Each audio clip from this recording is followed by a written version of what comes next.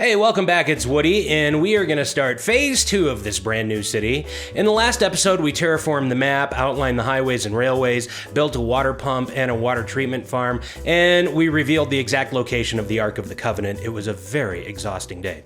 So here's the map as it stands, and you can see at the top I started building an ore mining facility, checked my resources map, and decided this is a pretty good place to start.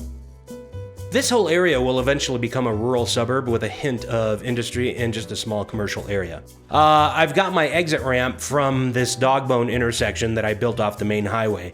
Dogbone intersections, by the way, are some of the best intersections I've found so far for controlling traffic. They keep those cars moving. So the first thing I want to do is build a bridge from the main road leading into my new residential area. If you want the cool bridge architecture that you get with taller bridges, but you don't want your bridge to be 3 stories above the ground, dig a deep trench, span your road so that it makes the advanced bridge, and then just fill the dirt around it. By the way, I don't know what the top of a bridge is called from a design and engineering standpoint, so we'll just call it a metal hat. I tried to look it up online, I couldn't find anything. If you want the metal hat that goes with the bridge, that's how you do it. I'm also going to add in this cargo hub near the bridge. From the main road off the highway, I'm going to build a bunch of residential neighborhoods and a school at the top of the hill. I like to use small roundabouts in my neighborhoods because it just looks better in my opinion, and it adds a little character to the area. So while the houses are busy growing, I move on to other projects.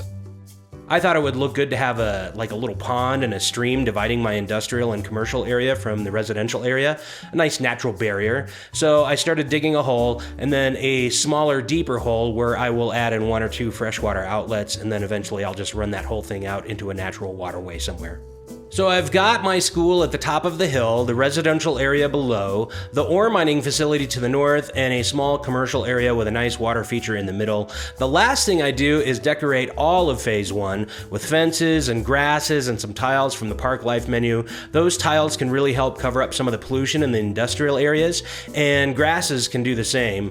I also put fences around all of my houses. This takes a long time, so I do this part while the wife is away at work, and that way she doesn't think I'm ignoring her.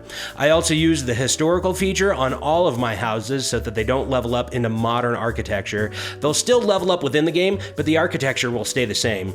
And if there's a house that I don't like, I'll delete it, and I put a giant redwood behind it. I use that redwood as a marker so that I can come back later and make it historical. So here's a quick tour of Phase 1. Some nice residential areas mixed with some bike and walking paths, a little industry, and a small commercial area.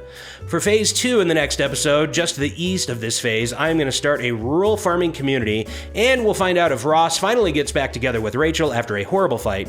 Thank you so much for watching. Like and subscribe down below, and make sure and leave a comment. I love feedback, even negative feedback. I'm used to it from all of my relatives. Happy city building!